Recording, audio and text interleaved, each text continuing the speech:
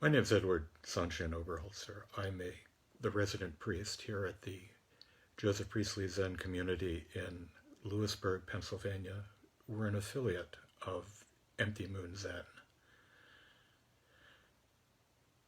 I have taken advantage of the pandemic to do what I suppose many of us are doing or trying to do, and to be honest with you, I'm not particularly successful at it, but I've been engaged in reading projects. So there are large stacks of large volumes that I'm trying to worm my way through unsuccessfully.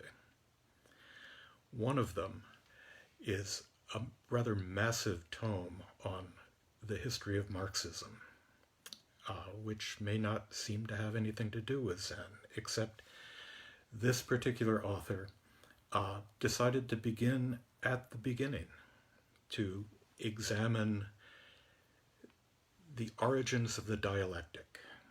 And he goes back to the Church Fathers, which was really fascinating because it involved the absolute and the contingent, form and emptiness. I have to admit I haven't gotten much beyond that yet, but who knows how long the pandemic will last, and perhaps I'll get all the way up to, contemporary Marxists. I don't know. What I do know is that this whole notion of the contingent really, really struck a chord for me. Life is pretty accidental. This pandemic seemingly came out of nowhere. I distinctly remember being on retreat in Marin County in January thinking, oh, there's something going on over there in China, and then hearing that, well, it's cropping up one or two at a time here in the United States, and thinking, wow, maybe it'll just go away. Who knows? But the whole contingent nature of it has led me to, among other things, take advantage of the elder hour at our local grocery store once in a long while. And in doing that, I have been really struck by my iPhone. It's a useful tool, at least I thought. I would come up with a long list of groceries that I was supposed to buy. I would get up at 5 in the morning and drink a pot of coffee and get in the car and get down there by 6.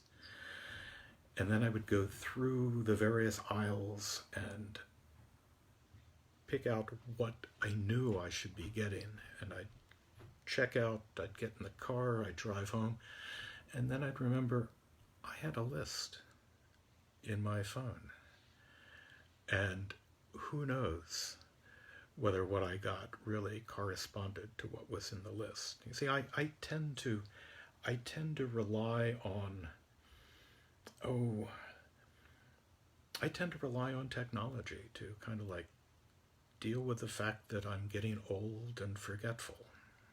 And one of the ways that manifests itself, and it's manifested today, is that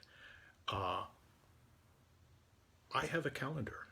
I have this wonderfully detailed calendar. I occasionally point out to my wife that, if she would just put things down in her calendar, she would be reminded of that doctor's appointment or that appointment with her hairdresser or whatever appointments no longer really apply. So at 11:30 today, I looked in my calendar. And what did I see? I was giving a Dharma talk.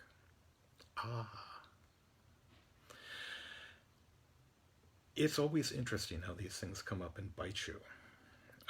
And in this case, it did. But it's an opportunity to talk about the accidental, the contingent, the the illusion that we have of control. And I am guilty of that to the maximum. I am always believing myself to be in control, and I'm always caught up short about it because, frankly, I'm not. And this is a really fascinating aspect of humanity. It comes up to me all the time now because we are in the process of talking about the precepts. And one of the things about the precepts is this nature of intentionality. I'm not sure I believe in it. And I'm not sure that that makes me a good or a bad Buddhist. I don't know. I know that it raises questions. And quite frankly, that makes me happy. I like the idea that I don't know things, that things are always questionable. And this whole notion of control, this whole notion that I can reach out and make sure that things will happen every time I do, I'm surprised. And I shouldn't be surprised because, frankly, this is the way life is, or it seems to be. So contingency. One of the things that I really love about Buddhism is this notion that that there is this ability, this let me just cut to the chase, because this happens, that happens. That's a really, really clever and insightful notion about the world. Because this happens, that happens. And there are times when you would think that it would lead to a kind of determinism. But there are an infinite number of thises and that's. There are an infinite number of this happens that feed into where we are right now.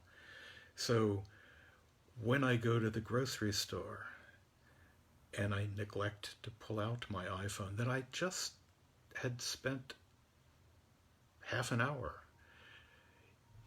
formulating a wonderful, insightful list of groceries that I really needed, what all feeds into why it is that I neglect to pull that out? What fed into my forgetting to look at my calendar today? I don't know. Lots of things. A belief that, again, that I'm in control, that I know what's going on, and I don't. This is something to take with us because, frankly, none of us really are in control. And what does that mean? I think we just spent some time last Thursday talking about the precept of not killing, and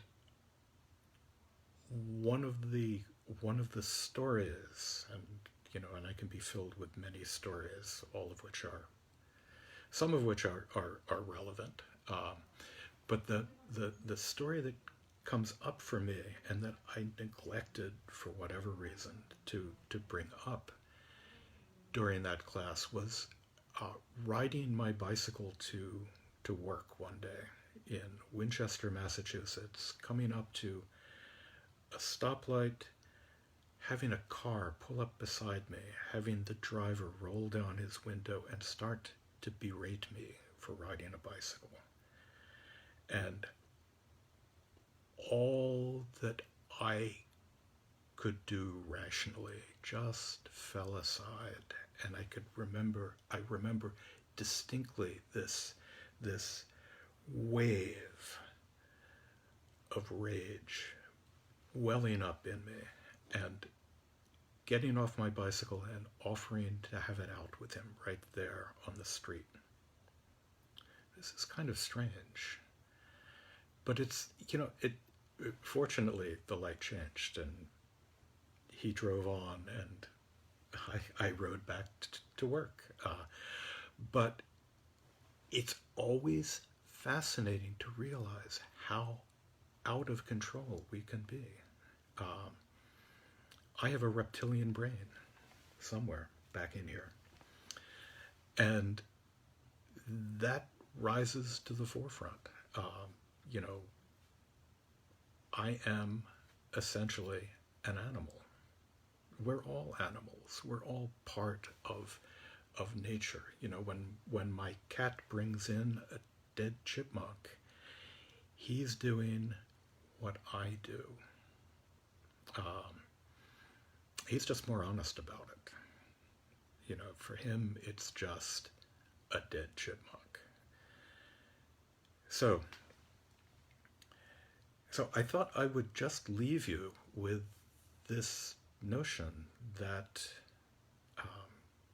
that life is an accident, and frankly, that we're not really in control, and that's fine. Thank you.